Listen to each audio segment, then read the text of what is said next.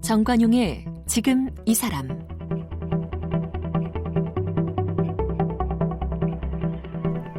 여러분 안녕하십니까? 정관용입니다. 요즘 아이들은 태어나면서부터 아날로그보다는 디지털로 관계를 맺고 살죠. 태어나자마자 접하게 되는 게 이 자연보다는 스마트폰이나 각종 IT 관련 기기가 많기 때문입니다. 그래서인지 친구들과도 디지털 또 가상 공간 안에서 소통을 합니다. 나름 똑똑해 보이기도 하지만 한편으로는 이래서 육체와 정신 또 인간 관계가 제대로 성장할 수 있을지 걱정도 되는데요. 자, 이런 가운데 연극을 통해서 어린이와 청소년의 건강한 성장을 돕고 있는 축제가 열리고 있습니다. 이제 며칠 안 남았네요. 오는 19일까지 이어지는 서울 아시태지 겨울축제인데요. 서울 아시태지 겨울축제의 예술감독 배요섭 감독을 오늘 만나봅니다.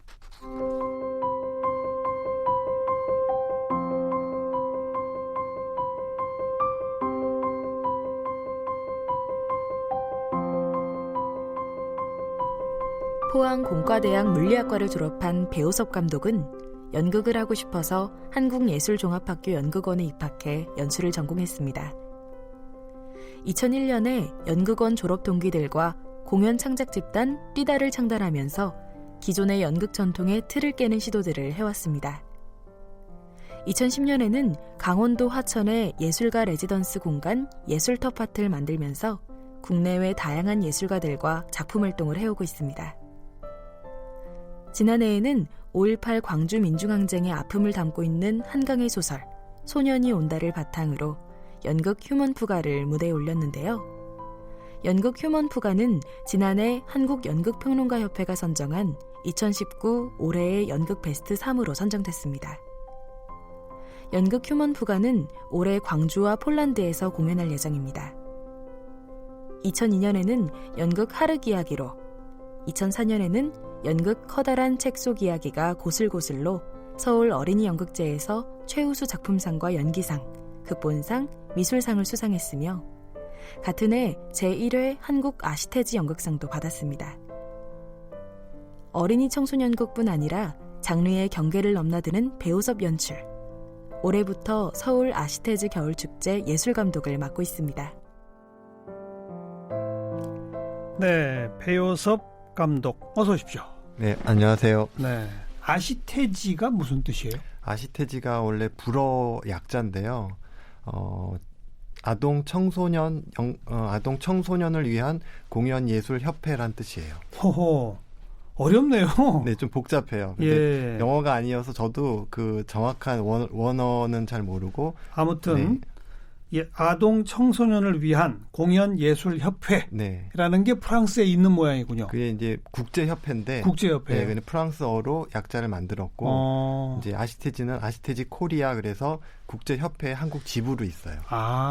그럼 한국 지부 말고 한국만의 아동 청소년을 위한 공연 예술 협회는 없어요? 그게 이제 한국 지부가 그 협회 기능까지 다 하고 있어요.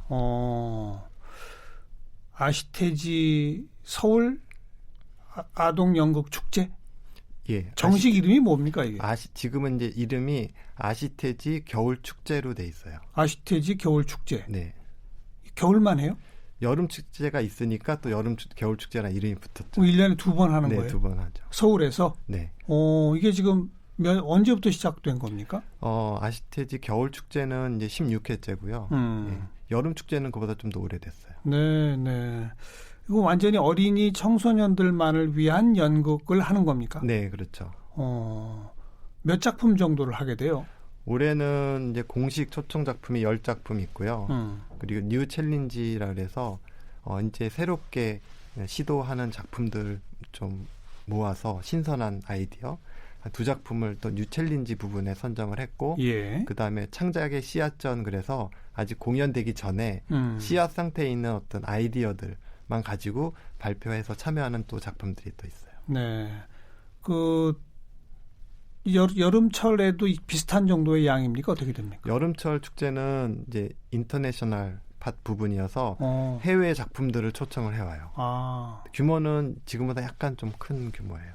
그런데 10작품에서 한 12작품 정도. 근데 겨울에는 순수 국내 작품들만. 네, 그렇죠. 여름에는 국제, 네. 겨울에는 국내. 네. 이런 식으로 하는 거로군요. 네, 그렇죠. 그리고 극장은 몇 군데 정도에서 어떻게 하게 돼요? 지금 극장은 한 4군데 정도에서 하고 있고요.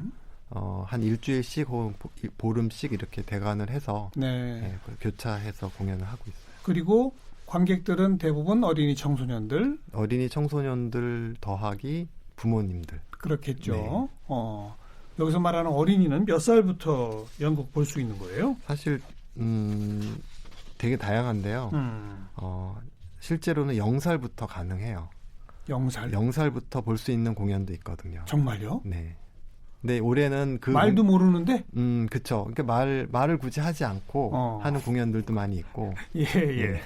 근데 올해는 이제 그 0살은 영유아 공연이라 그래서 되게 특별한 장르고, 올해는 한 만 3세 이상 정도 되는 아이들이 볼 수 있는 작품들 위주로 모았어요.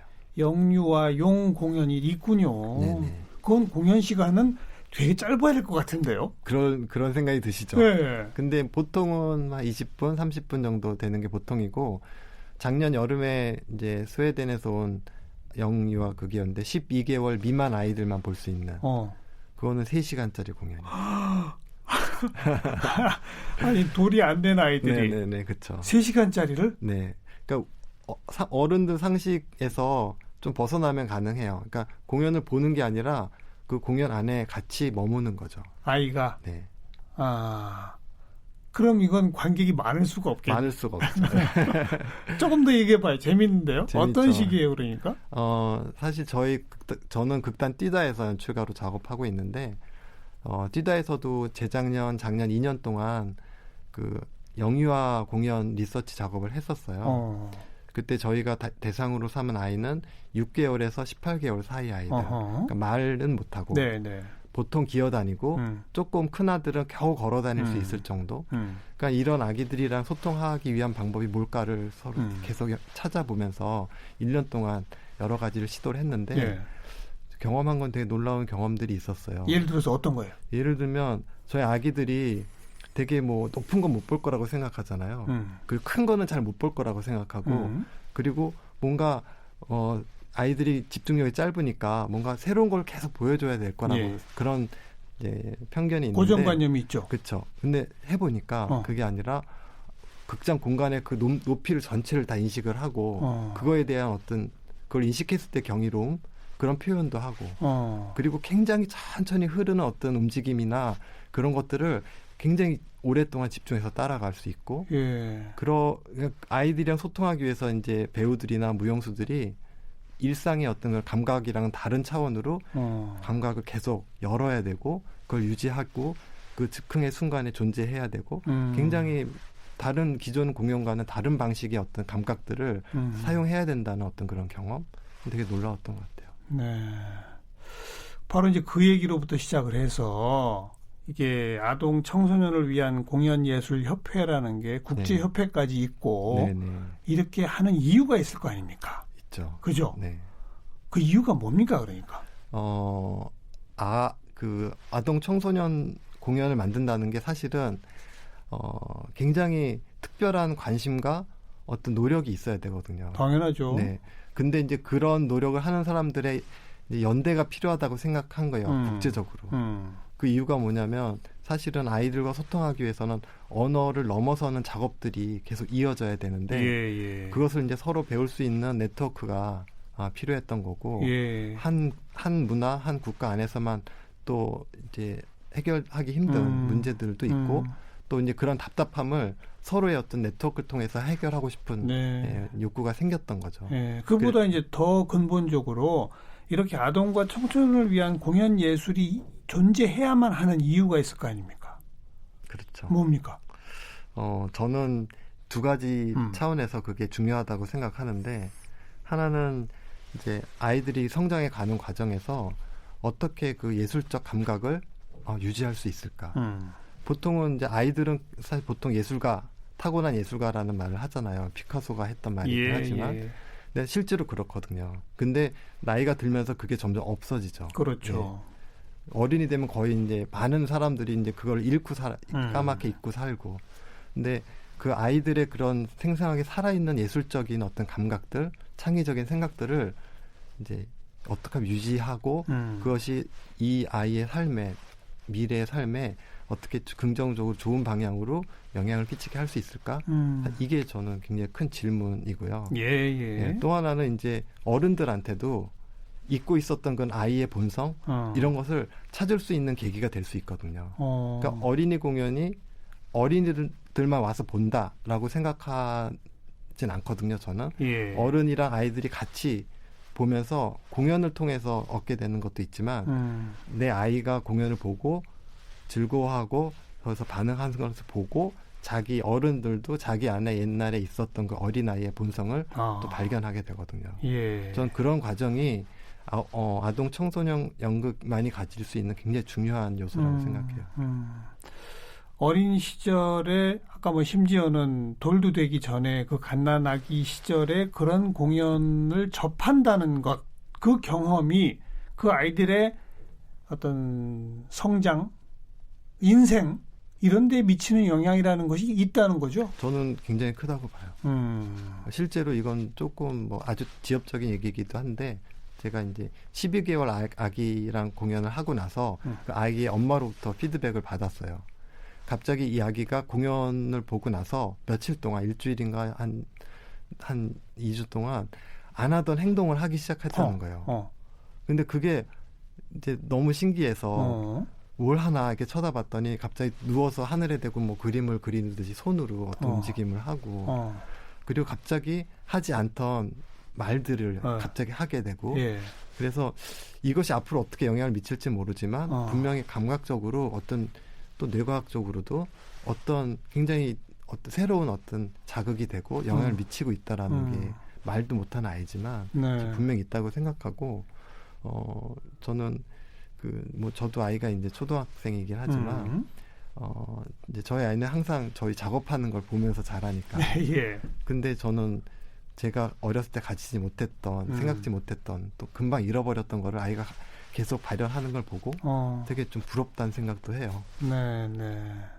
그와 같은 예술 공연, 특히 공연 예술이라는 뭐 누구나 말하듯이 공연 예술은 토탈 아트, 총체적인 거 아니겠습니까?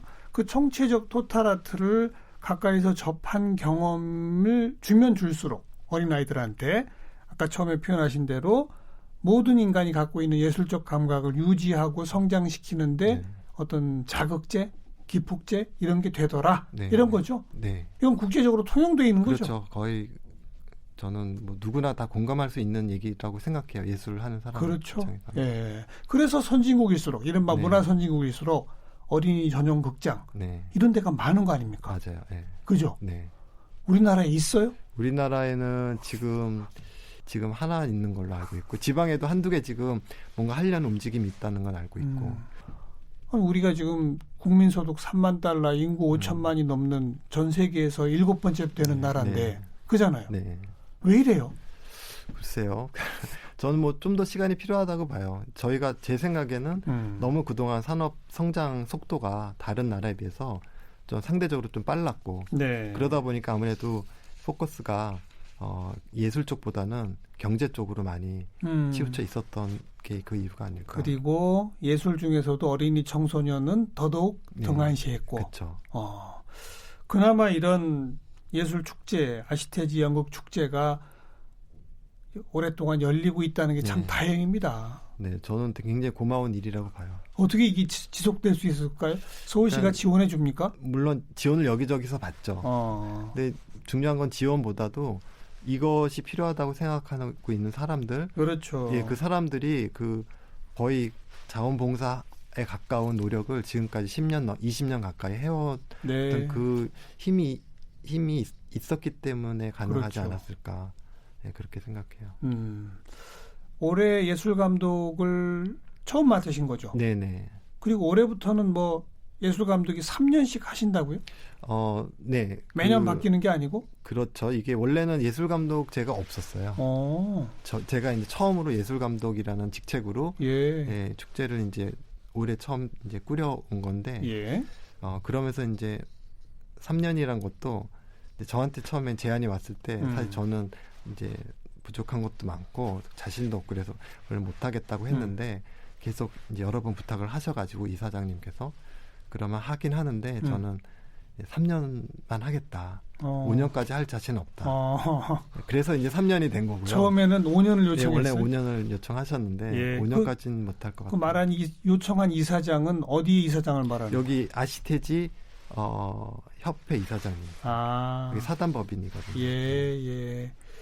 그 올해 축제 주제가 다른 세상이라고 붙였다고요? 네네. 무슨 의미를 갖고 있죠? 그럼 뭔가 이렇게 우리는 한국말로 하면은 영어로 하면 different world인데 different 하면 뭔가 같지 않은 다른이라는 뜻인데 우리는 그걸 혼동해서 쓰잖아요. 틀렸다는 말과 다르다란 말을 혼동해서 많이 쓰는데 거기에는 이제 우리의 생각도 많이 작용한다고 봐요. 그렇죠. 다른 것은 틀렸다라는 생각을 가지고 있는 거죠. 근데 사실 아이들의 어떤 그룹들을 보면 굉장히 다양한 그룹들이 있고 그리고 뭐 장애 아이들도 있고 장애를 가진 아이들도 있고 또 어떤 성적으로도 되게 다른 어떤 정체성을 가진 아이들도 있고 특히 청소년들은 그게 많이 드러나는데 그런 다름을 인정할 수 있는 그러니까 예술이라는 것 자체가 다름을 인정하는 것 속에서 가능한 어떤 이제 분야라고 생각하거든요. 그렇죠. 그래서 어떤 그 다름이 인정되는 어떤 세상으로 초대한다는 의미를 가지고 있어요. 네. 이런 연극 축제를 하게 되면 왜 보통 마켓도 같이 열리잖아요. 네네. 이번에도 그렇습니까? 뭐 저는 좀 생각이 조금 다른데요. 축제 자체가 마켓이라고 생각해요. 그러니까 축제는 관객들도 보러 오지만 어떤 공연을 유치하고 싶은 프로듀서나 기획자나 혹은 뭐 정책가들이 와서도 보고 시장의 흐름을 파악할 수 있는 곳이 저는 축제라고 생각해요. 그렇죠. 네. 자연스럽게 같이 가는 거죠. 같이 가게 되는 별도 거죠. 마켓을 안 꾸린다 그래서. 이제 그런 작용을 할 수 있게 저희가 해외의 델리게이트들을 올해 한 20명 정도 초청을 했어요. 그래서 저희가 K-PAP이라 그래서 PAP 퍼포밍 아트 플랫폼 해가지고 이 축제를 통해서 여러 관심사를 가진 사람들이 모여서 이야기하고 뭐 이제 시장의 역할도 하는 거죠. 그런 자리를 좀 마련하고 있어요. 아까 그 이렇게 10수년 이상 아시테지 축제가 유지되어 올 수 있었던 것은 뭐 각 기관의 지원도 있으나 헌신적으로 이 일을 계속 지속해온 분들이 있어서다라고 말씀하셨잖아요. 근데 좀 이건 특별한 시각을 가지고 특별하게 만들어야 되지 않아요? 우선 뭐 각본부터 연출부터 연기부터 좀 다 다르지 않습니까? 당연히 다르게 되죠. 그죠. 근데 이제 저는 약간 이제 서로 이게 양면성을 가지고 있는데 그것이 또 너무 다르다고 보면 아예 시도조차 못 하거든요. 근데 대상이 다르지만 대상이 달라지면 당연히 대상에 대한 연구랑 이런 것이 필요하지만 눈높이를 해야 되니까. 하지만 자기가 기존에 했던 거를 다르게 할 필요는 없거든요. 배우는 배우로서 연기를 하면 되고 작가는 작가로서 쓰면 되고 다만 그 대상이 누구인가는 이제 저희가 작업을 할 때마다 달라지는 거죠. 우리 배여섭 감독께서는 2002년 연극 하륵 이야기, 2004년 커다란 책 속 이야기가 고슬고슬 어린이 연극을 시작하시니까 굉장히 오래됐네요. 네네.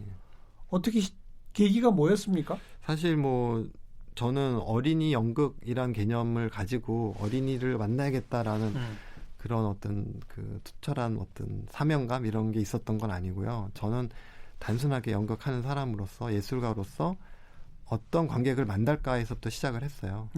그 당시 하륵 이야기 할 때는 아이들이랑 부모들이 같이 볼 수 있는 한번 연극을 만들어 보자. 거기서부터 출발을 했고 그러다 보니까 아이들의 입장에서 눈높이에서 또 관찰도 하게 되고 이야기도 만들어 가게 되고 하지만 어른 관객도 있다면 또 이것을 또 어떻게 같이 공유하고 나눌 수 있을까 이런 관점에서 이제 시작을 하게 됐고요. 근데 다행히 고맙게도 이 작품이 너무 사랑을 많이 받아서 제1회 한국 아시테지 연극상 저희가 이제 연속으로 이제 커다란 책 속 이야기의 고슬고슬이랑 하륵 이야기를 저희 단체에서 공연하게 되면서 그 당시 이제 어린 연극계에 이게 큰 이슈가 됐어요. 그러면서 이제 아시테지 연극상도 받게 되고 예. 작품상들도 작품마다 받게 되고 예, 이렇게 예, 됐죠. 예. 그냥 우연이네요. 그럼 그냥 목적 의식적으로 어린이들을 찾아 들어간 건 아니네요. 졸업할 때쯤에 갑자기 이런 그 게시 같은 게 온 거죠. 그 연구실의 그 하얀 벽이 갑자기 어느 순간 저를 이렇게 억압한다는 느낌이 들었던 거예요. 갑자기 이게 너무 무섭고 두렵다는 느낌이 드는 순간 갑자기 여기서 벗어나야겠다. 일종의 폐쇄 공포증. 약간 그런 게 들었던 거예요. 그래서 네. 너무 거의 순간적으로 졸업한 시점에 결정을 해버렸어요. 그래서 진학도 포기하고. 아니 고등학교 때나 대학 시절에 연극반 활동 같은 것 전혀 안 해서. 전혀 없었어요. 네네네. 근데 그냥 이 연구실을 내가 벗어나고 싶다까지는 이해가 돼요. 네네. 왜 그게 연극인이라는 걸 알았어요? 그때 이제 저 주변에 이제 연극을 하는 선배들이 있어서 하하. 이제 그냥 놀러 갔다가 여기 재밌을 것 같아 해서 시작을 하게 됐는데 좀 하다 보니까 이거는 좀 제대로 공부도 하고 내가 좀 길을 찾을 수 있는 뭐 어떤 토양이 있어야겠다. 예. 그래서 이제 정식으로 공부를 하기로 마음 먹고 이제 찾다 보니까 그 당시에 이제 연극원이 생긴 지 얼마 안 됐거든요. 예. 군대를 딱 가는 시점에 연극원이 생겼고 군대 갔다 와서 바로 이제 연극원을 갔죠. 그리고 해보니까 몸에 맞더라? 네, 너무 좋아요. 아까 제가 초반부터 이 어린이 연극 이야기를 꺼냈는데 그 후로는 다양한 작품을 하고 있는 거죠? 네네네, 그렇죠. 그 바로 지난해에 연극 휴먼 푸가 네. 연극 평론가 협회 올해 연극 베스트 3. 네. 어떤 연극이라고요? 이게 그 한강의 그 소설 그 소년이 온다라는 것이 있는데 5.18을 배경으로 5.18의 어떤 그 당시 이제 5.18에 피폭 당한 사람들의 그 후 30년 동안에 각자의 삶이 어떻게 고통스럽게 이어지고 있는지에 대한 소설인데 그걸 바탕으로 공연을 이제 만들었죠. 그래도 그 특별히 이게 상을 타게 될 정도의 뭔가 그 장점이 뭐라고 할까요? 글쎄요, 뭐 저는 상을 받을 만한 거라고는 사실 생각하진 않지만 그래도 굉장히 오래 준비를 했고 거의 한 1년 걸쳐서 리서치하고 광주에 가서 현장 사람들이랑 만나서 이야기하고 공간에 가서 그 공간의 어떤 기운이라든가 이런 걸 실제로 느껴보고 굉장히 이야기도 많이 하고 광주뿐만 아니라 광주와 유사한 어떤 학살의 어떤 역사적 사건들에 대해서 자료 조사하고 또 토론하고 그러면서 이제 차근차근히 준비했던 것 그리고 이제 소설을 어떤 기존의 연극 문법이랑 좀 다르게 그 어떤 재현하는 방식이 아니라 그 당시 고통의 순간에 있었던 사람들의 어떤 체험 혹은 그런 감각 이런 것들을 배우의 몸으로 그냥 이제 경험하고 그것을 몸 그 자체로 드러내는 방식으로 사실은 서사도 거의 없고 대사들도 대사라기보다도 거의 그 소설의 책 그 글을 바로 하는 방식이에요. 그래요? 네, 그래서 조금 일반적인 연극이랑은 되게 많이 다르죠. 그리고 또 중요한 거는 이제 오브제를 많이 사용했는데 실제로 이제 말로 할 수 없는 것들이 많잖아요. 저는 광주를 보면서 그게 되게 컸거든요. 말로 설명해서 이것을 이해하는 걸로는 너무나 표면적이고 표상적인 것밖에 안 되고 정말 중요한 거는 그 안에 본질적인 걸 어떻게 들여다볼까, 어떻게 관객이랑 공유할 수 있을까. 그러면서 이제 그 리서치 과정에서 나왔던 여러 가지 오브제들 그런 것들을 실제 무대에 들여와서 그것을 배우들이 사용하고 전시되고 이런 방식으로 관객이랑 좀 더 본질적인 차원에서 알겠어요. 공유하고 싶은 방식으로 했어요. 적절한 비유일지 모르지만 극영화와 다큐멘터리 네네. 연극인데 다큐멘터리적 연극 그런 요소들을 많이 들여왔죠. 소설의 그냥 어떤 문장을 이렇게 읽어주기도 하고 이런 식으로 휴먼 푸가 왜 이런 제목을 붙였어요? 푸가가 이제 실제로 어떤 음악적 형식인데 되게 바로크 시대 때 유행했던 그러니까 하나 대주제가 있으면 그 대주제랑 뭐 조화를 이뤄서 하는 게 아니라 그 주제가 또 다른 주제를 불러오고 또 3주제, 4주제 하면서 변주되는 그 멜로디들이 동시에 계속 반복되면서 이어지는 거예요. 근데 저는 그게 광주의 그런 아픔을 겪었던 사람들의 삶이 지금까지 이어져 오는 어떤 형식이랑 너무 비슷하다는 생각이 예, 들었고 예. 소설 자체도 바로 읽으면서 이건 후가인데 예. 이런 생각이 들었어요. 예. 5.18 그 당시에 광주가 큰 대주제예요. 그렇죠. 네. 각자의 삶이 소주제라면. 네, 그렇죠. 네, 말. 그것이 동시에 계속 동시다발적으로 계속 연결되고. 이야, 기가 막힌 제목인데요. 말씀 듣고 나서 네. 보니까. 네. 올해 광주에서 또 공연한다고요? 네네.